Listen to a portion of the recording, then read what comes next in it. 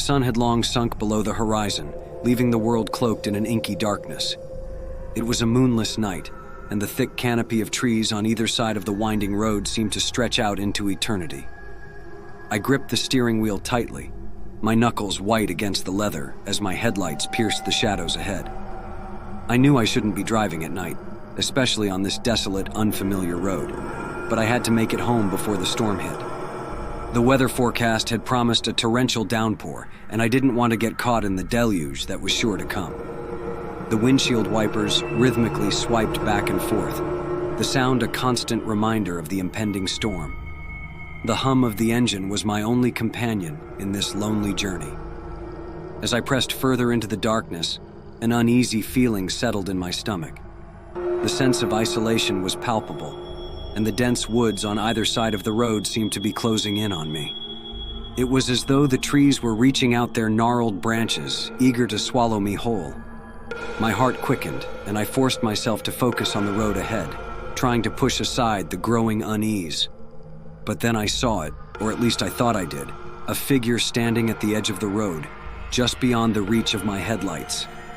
My breath caught in my throat, and I slammed on the brakes, sending the car skidding to a halt. My heart pounded, and I squinted into the darkness, trying to make out what I had seen. The figure was there, no doubt about it. A tall, shadowy silhouette, motionless in the night. Panic washed over me. Who could be standing here in the middle of nowhere? The rational part of my mind urged me to keep driving, to leave this eerie encounter behind, but curiosity got the better of me.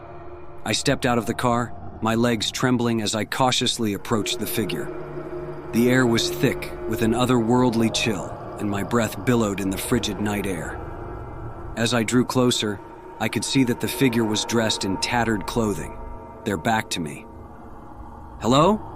I called out, my voice trembling. There was no response. I hesitated, then reached out to touch the figure's shoulder. My fingers met something cold and unyielding, and I recoiled in horror. The figure slowly turned to face me, and my heart leaped into my throat. It had no face, just a featureless void where its visage should have been. I stumbled backward, my feet slipping on the wet leaves covering the ground. The figure advanced toward me, its movements slow and deliberate. I scrambled to my feet and sprinted back to my car, fumbling for the keys. The engine roared to life, and I slammed my foot on the gas pedal, tires screeching as I sped away from the nightmarish encounter.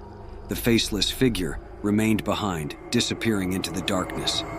I tried to calm my racing heart as I continued down the winding road, but the terror that had gripped me refused to let go.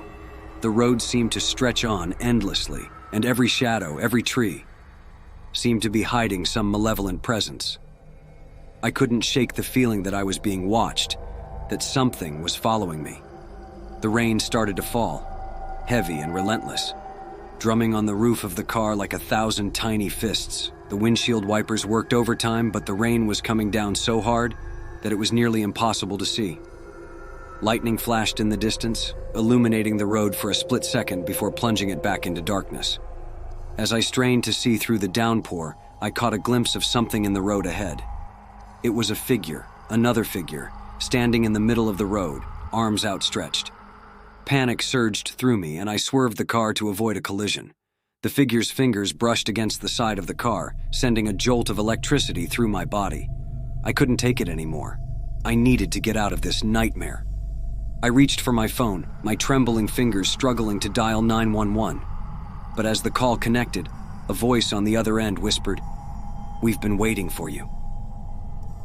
The line went dead, and I threw the phone aside in terror. I couldn't stop now.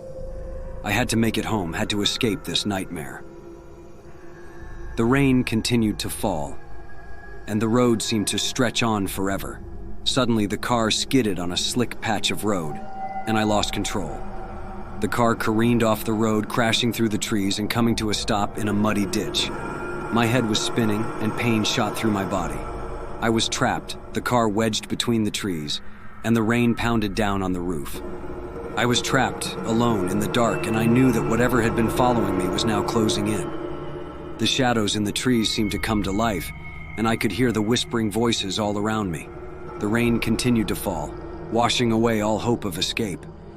And then, just as the darkness threatened to consume me, I saw it, the headlights of another car approaching through the rain. My heart leaped with hope, but as the car drew closer, I saw the familiar figure with no face in the driver's seat.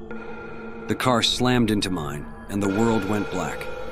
I awoke to the sound of sirens and the flashing lights of an ambulance. I was battered and bruised, but I was alive. They told me that I had been in a terrible accident and that I was lucky to be alive. But as I looked out the window at the dark, forbidding woods, I couldn't shake the feeling that I had narrowly escaped a fate far worse than death. Subscribe now and turn on the ring bell to get notified for more stories.